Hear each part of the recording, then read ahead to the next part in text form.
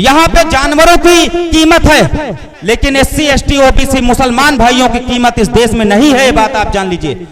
कोई बोलने वाला नहीं, कोई लड़ने वाला नहीं। डॉक्टर बाबा साहब अम्बेडकर का संविधान ये बताता है कि ये देश हमारा है, तुम्हारे बाप का ये देश नहीं। ये बात आप जान लीजिए। ये जो बातें करते हैं बड़ी बड़ी, ये नहीं बताएंगे कि इस देश में, देश की आजादी में किसका खून सबसे ज्यादा बहा। आपको अगर कपड़े पहनने का अधिकार किसी ने दिलाया तो डॉक्टर बाबा साहब भीमराव अम्बेडकर ने दिलाया। आपको अगर कपड़े पहनने का अधिकार किसी ने दिलाया तो हमारे देश के एक शासक रहे टीपू सुल्तान ने दिलाया। आप ये बात जान लीजिए, इस चीज को कभी मत भूलिएगा। ये टीपू सुल्तान का नाम नहीं लेंगे मेरे साथियों। कहीं किसी को घड़ा छू लेने पे मार दिया जाता है, कहीं किसी से जबरदस्ती जय श्री राम के नारे लगवाए जाते हैं, कहीं किसी को मंदिर में घुसने से मार दिया जाता है। जो व्यक्ति आपके हाथ का छुआ पानी नहीं पी सकता तो संसद में जाके क्या आपकी लड़ाई को खाक लड़ेगा? ये बात आप जान लीजिए। असदुद्दीन ओवैसी साहब, आपने देखा होगा कि तमाम घटनाओं में, देश की तमाम घटनाओं में उनका तुरंत बयान आता है। हमारी बहन वर्तमान विधायक पल्लवी पटेल जी भी यहाँ पे नहीं है। मैं उनका नाम लेना चाहता हूं कि वो भी सदन के माध्यम से लगातार आप लोगों की लड़ाइयों को लड़ती। ऐसे लोगों का साथ देने की आपको जरूरत है। बाराबंकी से चलकर आए हुए बहुजन आर्मी के राष्ट्रीय अध्यक्ष बड़े भाई माननीय एडवोकेट देवा रावत जी से निवेदन करूंगा कि वो आए और समाज के बीच अपनी बातों का रखने का काम करें। जय जय जय जय जय भीम, जय भीम, जय भारत, जय संविधान। समय समय पर जन्मे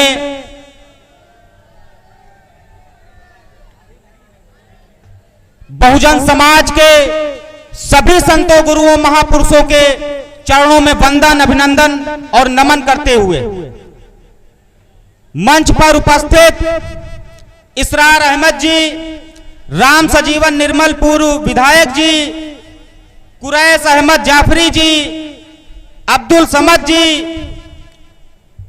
मोहम्मद हिजबुल हसन जी, सुनीता गौतम जी, जनाब जिसन रहमानी जी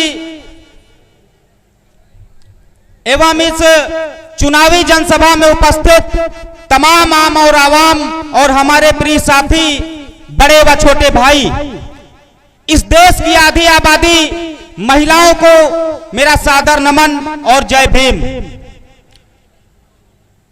साथियों, चुनावी माहौल है। तमाम तरीके के समाज के ठेकेदार आपके पास आएंगे और आपसे वोट की अपील करेंगे।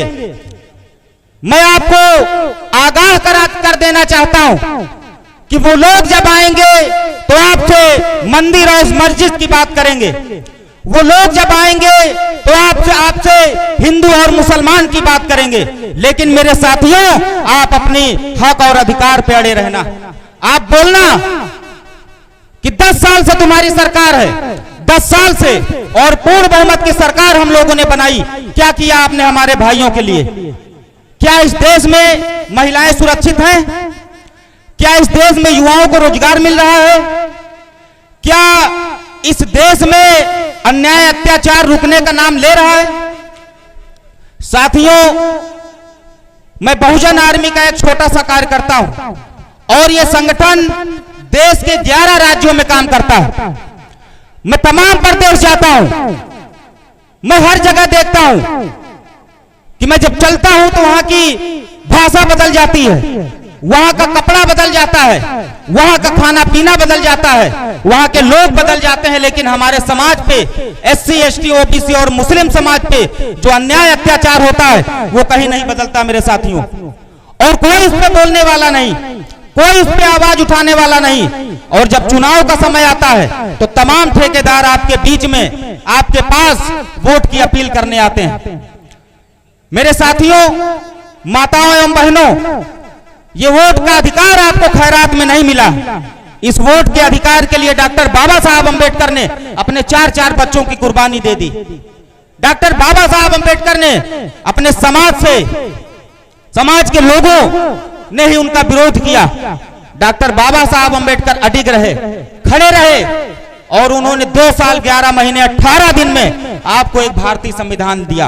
और वो डॉक्टर बाबा साहब अंबेडकर का संविधान एक vote one value, 1 vote 1 value का अधिकार देता है। चाहे उस देश का प्रधानमंत्री क्यों ना हो, चाहे इस प्रदेश का मुख्यमंत्री क्यों ना हो, चाहे वो इस देश का राष्ट्रपति क्यों ना हो, जिस वोट का अगर उसके वोट की कीमत है, जो वोट को उसके वोट की कीमत, वही वोट की कीमत आपकी भी है मेरे साथियों। डॉक्टर बाबा साहब अंबेडकर ने बहुत कठिन प्रयासों से, अथक प्रयासों से आपको वोट का अधिकार दिलाया। आप उस वोट का महत्व समझिए, उस वोट को आप उस प्रत्याशी को दीजिए जो आपके दुख और दर्द में शामिल रहे, जो आपके ऊपर अन्याय अत्याचार हो रहा है उस पर खड़ा रहे, जो आपके बच्चों की शिक्षा पे बात करे, जो आपके बच्चों की, आपके भाइयों के रोजगार पे बात करे, आप उसको वोट दीजिए मेरे साथियों। आज आप देखते होंगे पूरे प्रदेश में लगातार खबरें आती हैं, आप अखबार के माध्यम से देखिए, आप सोशल मीडिया के माध्यम से देखिए, और सोशल मीडिया ही हम लोगों को दिखाता है मेरे दोस्तों, मेरे साथियों। इस देश की जो मनवादी मीडिया है, इस देश की जो मेन स्ट्रीम मीडिया है, वो आपके और हमारे ऊपर हो रहे अन्याय अत्याचार को नहीं दिखाया गया, बात आप जान लीजिए। भारतीय संविधान ये बिल्कुल इजाजत नहीं देता है कि जब बरेली में हमारे मुसल भाई की दाढ़ी को खींच के उससे जय श्री राम के नारे लगवाए, ये बात आप भूलिएगा मत मेरे साथियों, ये बात बताने आया हूं। एक एक वोट देके उस अन्याय अत्याचार का बदला लेना है, आप ये जान लीजिए। तमाम अन्याय अत्याचार होते हैं, लेकिन आज उनकी औकात समझ में आ रही है। आज वो आपके बाद बीच में फिर आएंगे और फिर आपसे चिकनी चिकनी चुपड़ी चुपड़ी बातें करेंगे, लेकिन आप हर उस अन्याय अत्याचार को याद रखिएगा। आप सब लोग जानते हैं जेल में किसकी हत्या कर दी गई, ये बात आप सभी लोगों को पता है। किसी की हैसियत नहीं है कोई मुंह खोल के बोल दे, ये आप सभी लोग जानते हैं। पुलिस की कस्टडी में हत्या हो जाती है, जेल में बंद हमारे समाज के व्यक्ति की हत्या हो जाती है, कोई बोलने वाला, ये बात आप जान लीजिए। मुसलमानों की रहनुमाई सभी करेंगे, दलितों की रहनुमाई सभी करेंगे, महिलाओं की रहनुमाई सभी करेंगे, और यही 3 वर्ग सबसे ज्यादा, अगर इस देश में कोई पीड़ित है तो यही 3 वर्ग पीड़ित हैं, ये बात आप जान लीजिए। ये बात बताने आया हूं आपको। यहाँ पे जानवरों की कीमत है, यहाँ पे पशुओं की कीमत है, लेकिन SC ST OBC मुसलमान भाइयों की कीमत इस देश में नहीं है, ये बात आप जान लीजिए। कोई बोलने वाला नहीं, कोई लड़ने वाला नहीं। डॉक्टर बाबा साहब अंबेडकर का संविधान ये बताता है कि ये देश हमारा है, तुम्हारे बाप का ये देश नहीं, ये बात आप जान लीजिए। ये जो बातें करते हैं बड़ी बड़ी, ये नहीं बताएंगे कि इस देश में, देश की आजादी में किसका खून सबसे ज्यादा बहा, ये आपको नहीं बताएंगे। एक समय था मेरे साथियों, मेरी माताओं बहनों, जो नहीं जानता मैं आपको बता दूं कि एक समय था जब इस देश में मनुस्मृति लागू होती थी। मनुस्मृति से यह देश चला करता था, और वो मनुस्मृति हमको, आपको, जो यहाँ पे हमारी माताएं बैठी हैं, जो महिलाएं बैठी हैं, उनको कपड़े पहनने तक का अधिकार नहीं था मेरी माताओं बहनों, ये बात आप जान लीजिए। आपको अगर कपड़े पहनने का अधिकार किसी ने दिलाया तो डॉक्टर बाबा साहब भीमराव अंबेडकर ने दिलाया। आपको अगर कपड़े पहनने का अधिकार किसी ने दिलाया तो हमारे देश के एक शासक रहे टीपू सुल्तान ने दिलाया, आप ये बात जान लीजिए। इस चीज को कभी मत भूलिएगा। ये टीपू सुल्तान का नाम नहीं लेंगे मेरे साथियों, ये खाली आपको उलझाएंगे मंदिर और मस्जिद में। क्या आप बताइए कि मैं बिल्कुल खुश हूं, बिल्कुल खुश हूं कि इस देश में मंदिर बना, और जब वहां पर मस्जिद बनेगी तो भी मैं बहुत अच्छे से मैं जानता हूं कि तब भी मेरा जो यही रहेगा। लेकिन आप मेरे साथियों ये बताइए कि मंदिर आपको रोजगार देता है क्या? मंदिर आपको खाने को दे जाता है? मैं किसी धर्म पे टिप्पणी नहीं करूंगा। डॉक्टर बाबा साहब अंबेडकर का संविधान आर्टिकल 24 ये आजादी देता है कि मैं मंदिर जाऊंगा या मस्जिद जाऊंगा, मैं चर्च जाऊंगा या गुरुद्वारा जाऊंगा, ये मेरी आजादी। जबरदस्ती ना आपको कोई चर्च ले जा सकता है ना मंदिर ले जा सकता है। साथियों, जैसा कि मैं बता रहा था कि इस देश में जानवरों की संख्या भी है, जानवरों का सम्मान भी है। जो व्यक्ति जानवर पालता है उसका भी सम्मान करता है, उसकी भी इज्जत करता है, उसकी रखवाली करता है। लेकिन हमारे देश के कुछ नेता ऐसे हैं कि लगातार आप लोग वीडियो के माध्यम से देखते होंगे, कहीं मुसलमान भाइयों को पीटा जा रहा है, कहीं हमारे दलित भाइयों को पीटा जा रहा है, कहीं हमारी मुस्लिम भाइयों को पीटा जा रहा है। तमाम ऐसी घटनाएं आप लोग देखते होंगे। ये बात करते हैं मंगलसूत्र, ये कहते हैं कि मंगलसूत्र आपका छिन जाएगा। आप ये बताइए, मैं आप लोगों से जवाब चाहता हूं कि मंगलसूत्र ज्यादा जरूरी है कि कपड़े ज्यादा जरूरी हैं? आप बताइए। एक घटना आपने देखी होगी कि एक महिला को निर्वस्त्र करके उसको दौड़ाया गया और यहाँ के नेताओं के मुंह से एक शब्द नहीं निकला। ये बात आप जान लीजिए। ये सारी चीजें मैं बताने आया हूं। यहां पर हमारे नेता अभी आए नहीं, आने वाले हैं, असदुद्दीन ओवैसी साहब, आपने देखा होगा कि तमाम घटनाओं में, देश की तमाम घटनाओं में उनका तुरंत बयान आता है। हमारी बहन वर्तमान विधायक पल्लवी पटेल जी भी यहाँ पे नहीं है, मैं उनका नाम लेना चाहता हूं कि वो भी सदन के माध्यम से लगातार आप लोगों की लड़ाइयों को लड़ती। ऐसे लोगों का साथ देने की आपको जरूरत है। जब आप वोट का इस्तेमाल सोच समझ के करोगे, जब वोट का इस्तेमाल आप अपने समाज के व्यक्ति को दोगे, तो आपके लिए कानून बनेंगे, तो आपके ऊपर हो रहे अन्याय अत्याचार पे कानून बनाए जाएंगे, उनको रोका जाएगा, आपके बच्चों की शिक्षा पे काम होगा, आपकी रोजगार पे काम होगा।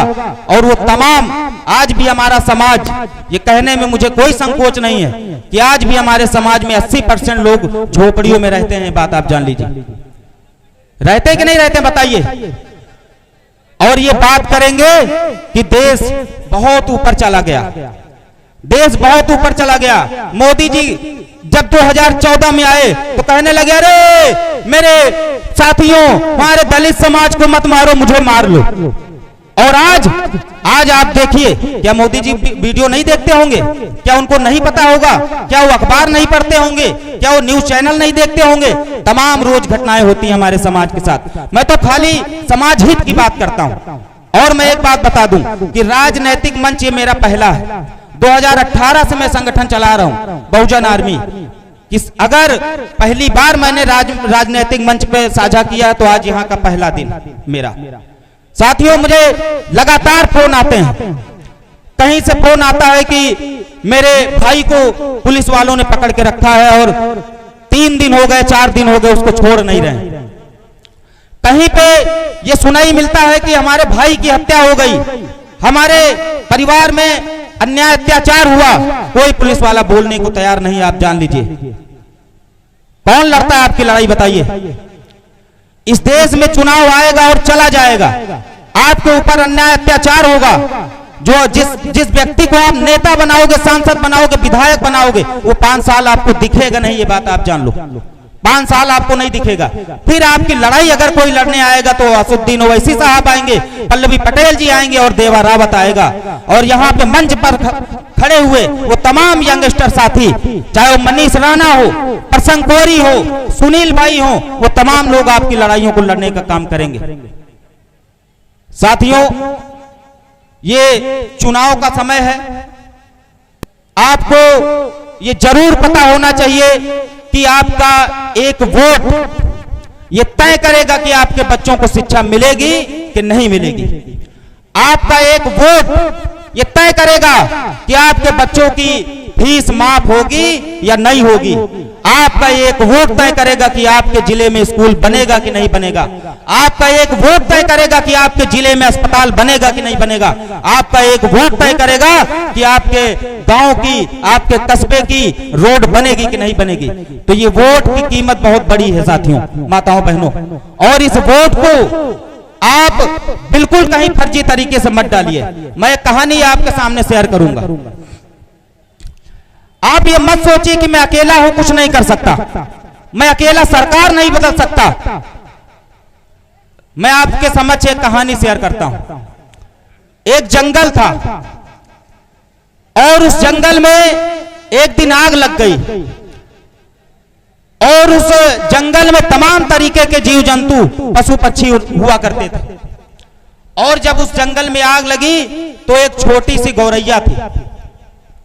वो बार बार जाती और अपनी चोंच में पानी भरती और उस आग पे डालती, फिर जाती, फिर अपनी चोंच में पानी भरती, फिर उस आग पे डालती। तो वहां पे जो बड़े बड़े जीव जंतु थे, पशु पक्षी थे, वो उस गौरैया को देख के हंस रहे थे।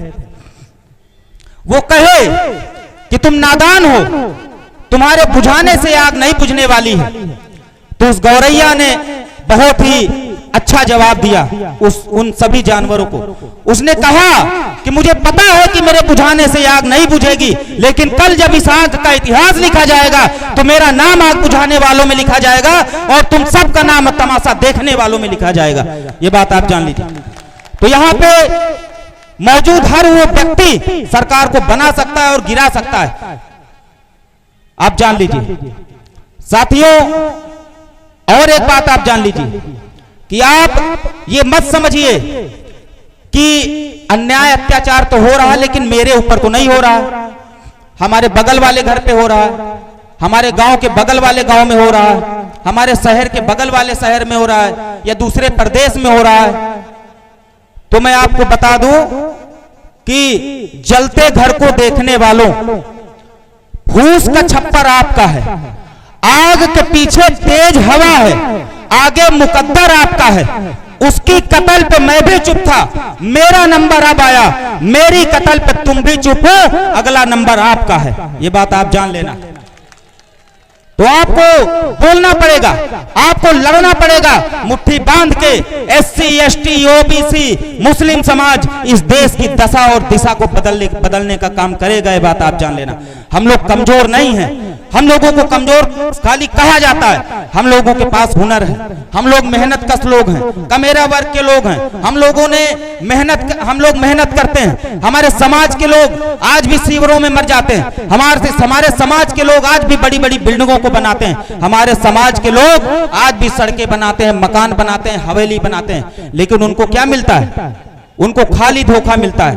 2014 में जैसा अभी हमारे छोटे भाई प्रसंग जी ने कहा कि सबको वादा किया गया था, सभी से वादा किया गया था कि 15-15 लाख आएंगे।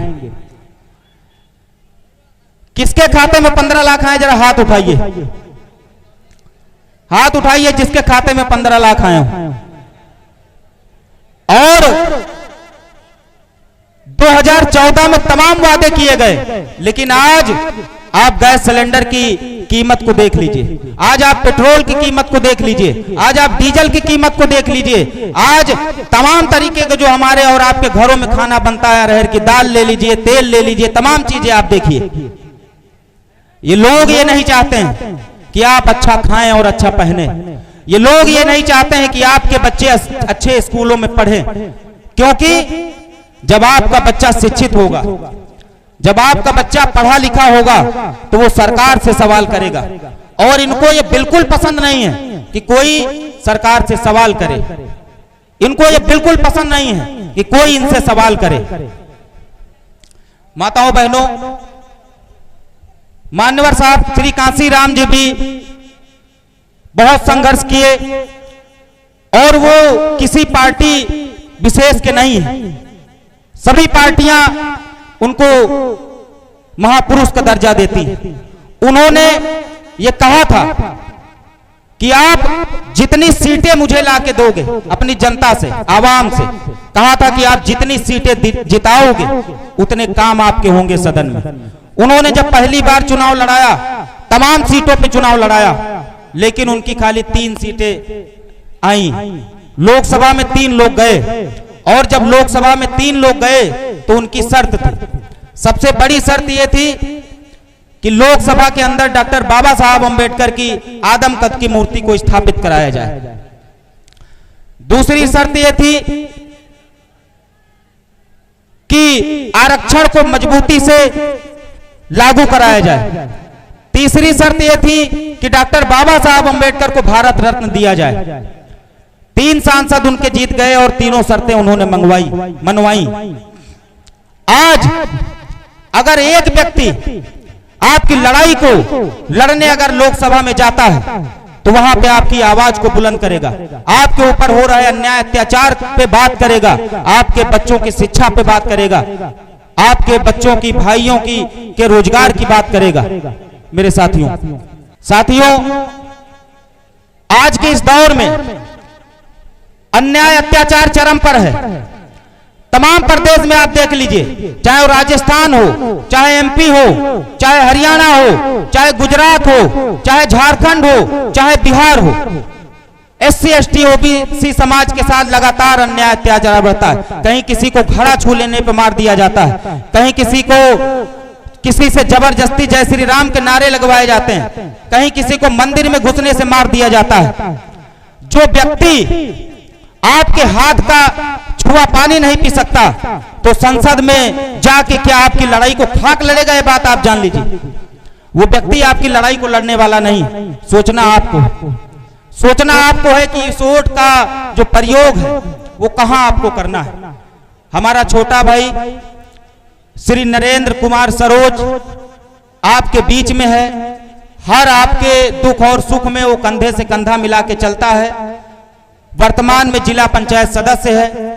चुनाव निशान लिफाफा है। ईवीएम की 4 नंबर पे ईवीएम का बटन होगा, उस पे चुनाव निशान लिफाफा होगा। क्या चुनाव निशान होगा? एक सुर में एक बार बोल दीजिए, लिफाफा। चुनाव निशान लिफाफा होगा। और एक बात बता दूं कि वहां पे आप चुनाव निशान नहीं ले जा सकते, लेकिन मोदी जी ने जो आधार कार्ड दिया है उसको जब आप पलटेंगे तो लिफाफा उसमें छपा होता है। आप अगर चुनाव भूल भी जाएं तो जो आधार कार्ड आप लोग आधार कार्ड जरूर ले जाएं साथ में, मेरी माताओं बहनों। अगर आप चुनाव निशान भूल जाएं तो उसको तुरंत पलट के देखिए, उस पे लिफाफा छपा होगा, उसी पे मोहर मार दीजिएगा, उसी पे बटन दबा दीजिएगा। एक बटन ये तय करेगा कि आपको आपके बच्चों को शिक्षा मिलेगी कि नहीं मिलेगी। वही बटन आपको तय करेगा कि आपके भाइयों को रोजगार मिलेगा कि नहीं मिलेगा। वही बटन ये तय करेगा कि आपके ऊपर हो रहे अन्याय अत्याचार रुकेंगे या नहीं रुकेंगे। साथियों, देखिए समय की कमी है। वक्ता भी हमसे सीनियर बैठे हैं जिनसे मैं सीखने भी आया हूं।